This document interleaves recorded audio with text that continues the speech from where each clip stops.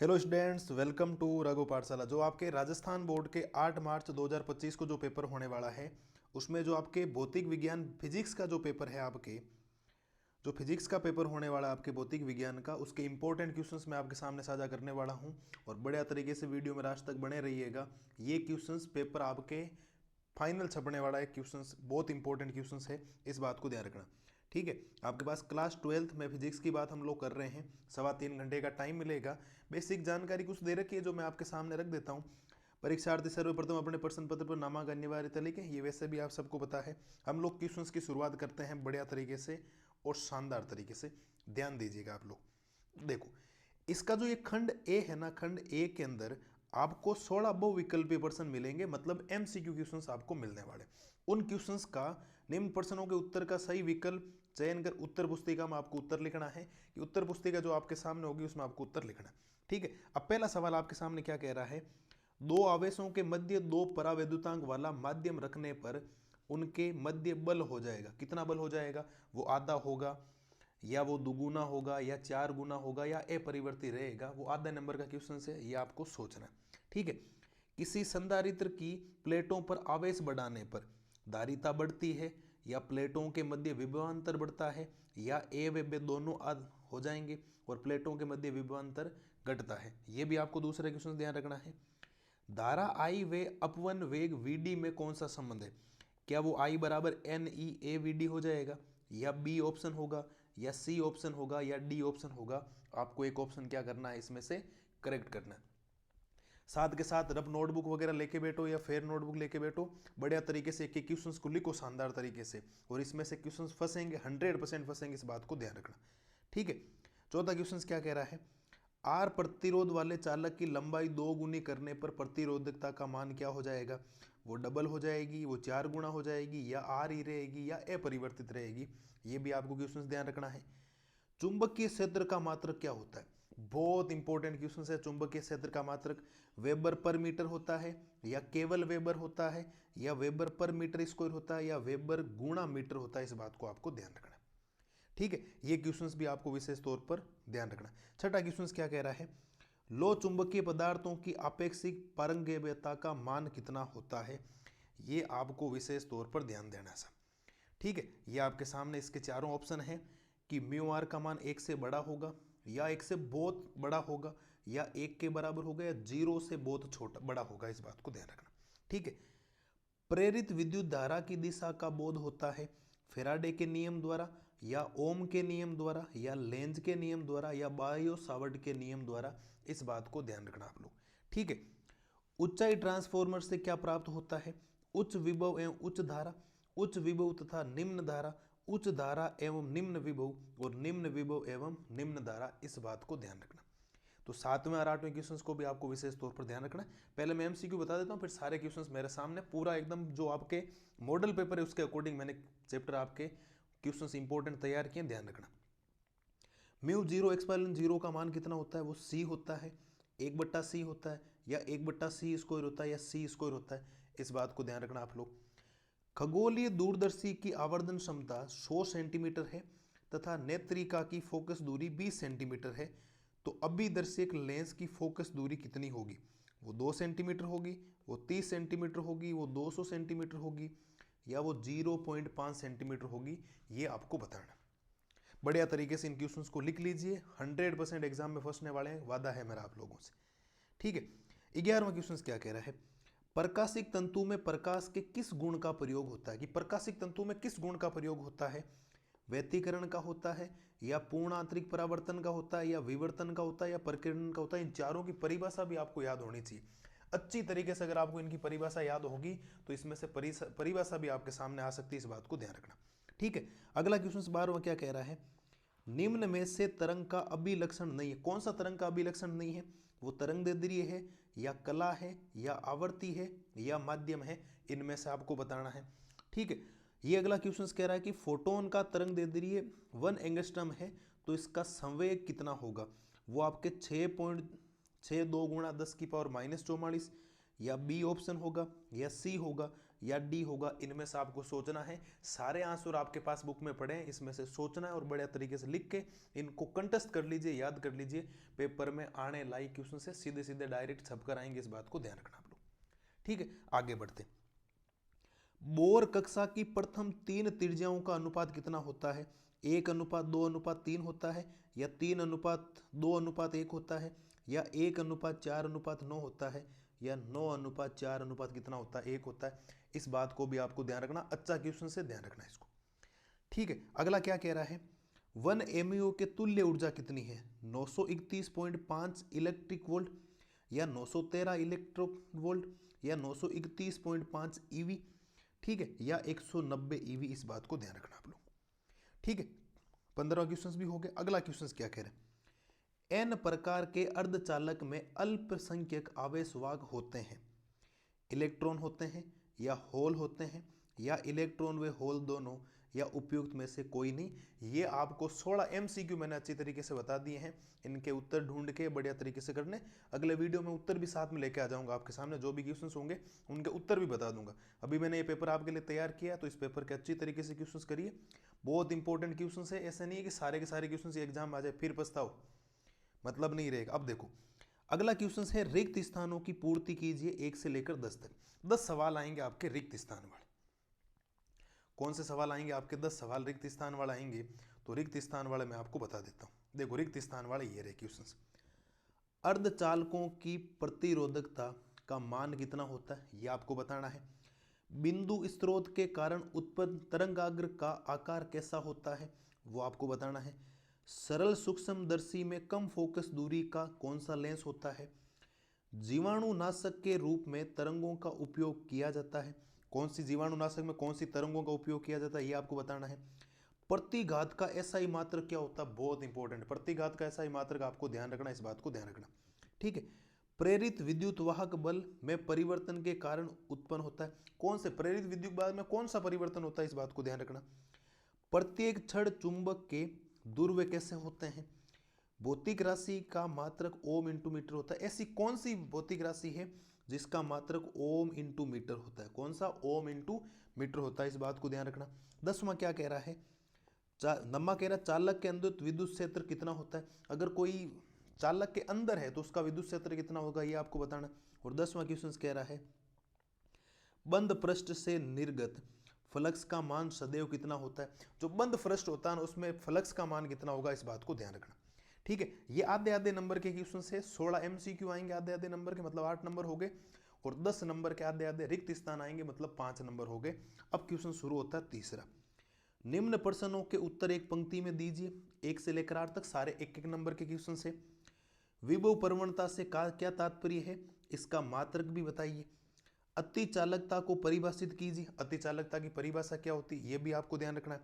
0.1 metre प्रभावी लंबाई के छड़ चुंबक के ध्रुवों की ध्रुव परबेलता 40 ए गुणा मीटर है, एम्पियर गुणा मीटर है। इसके चुंबकीय आघूर्ण की गणना आपको करनी। चुंबकीय आघूर्ण आपको निकालना है ना। परबेलता आपको दे रखी है और लंबाई आपको 0.1 मीटर दे रखी। चुंबकीय फ्लक्स को परिभाषित कीजिए। Very very important, very very important है चुंबकीय फ्लक्स, इस बात को ध्यान रखना। मेल्स के नियम का कथन लिखना है कि मेल्स का नियम क्या कहता है, उसका कथन आपको लिखना। निरोधी विभव अंतक विभव को परिभाषित कीजिए। निरोधी विभव भी बहुत इंपॉर्टेंट है, बहुत ज्यादा इंपॉर्टेंट है, इस बात को ध्यान रखना। ठीक है, रदरफोर्ड मॉडल की 2 कमियां लिखिए कि रदरफोर्ड मॉडल की 2 कमियां कौन सी होती है, वो आपको लिखनी है। 1 ग्राम पदार्थ के समतुल्य ऊर्जा ज्ञात कीजिए। अगर 1 ग्राम पदार्थ के समतुल्य ऊर्जा आपको क्या करनी है, ज्ञात करनी है। वो सेक्शन ए में 3 क्वेश्चन आएंगे। अब खंड बे शुरू हो जाता है। कौन सा खंड शुरू हो जाएगा? अब आपके सेक्शन नंबर बी शुरू हो जाएगा। और चौथा क्वेश्चन क्या कह रहा है, अपडेटेड नंबर के क्वेश्चन शुरू हो गए। समांतर प्लेट संधारित्र की प्लेटों का व्यास 0.20 मीटर है। यदि प्लेटों के मध्य दूरी 0.10 मीटर तथा माध्यम वायु हो तो संधारित्र की धारिता आपको ज्ञात करनी है। धारा घनत्व एवं अपवहन अनुगमन वेग को परिभाषित कीजिए। आपको समझाना कि क्या होते हैं ये। धारा मापी का एमीटर एवं वोल्ट मीटर में रूपांतरण को समझाइए कि धारा मापी का एमीटर और वोल्ट मीटर में रूपांतरण कैसे होता है, उसको आपको समझाना। छठा क्वेश्चन आपको ये कह रहा है। ठीक है, अब मैं आपको 7वां भी बता देता हूं, रुकना एक बार। है ना, सारे क्वेश्चंस इधर उधर हैं। ये देखो, ये आ गया आपके सामने, चुंबकीय क्षेत्र रेखाओं का परिभाषित कर इनके दो गुणधर्म लिखने। चुंबकीय क्षेत्र रेखाओं की परिभाषा लिखकर और आपको उनको दो गुणधर्म लिखने। बहुत इंपॉर्टेंट क्वेश्चन से ध्यान रखना। स्वप्रेरित्व किसे कहते हैं, स्वप्रेरण गुणांक को भी समझाना आपको।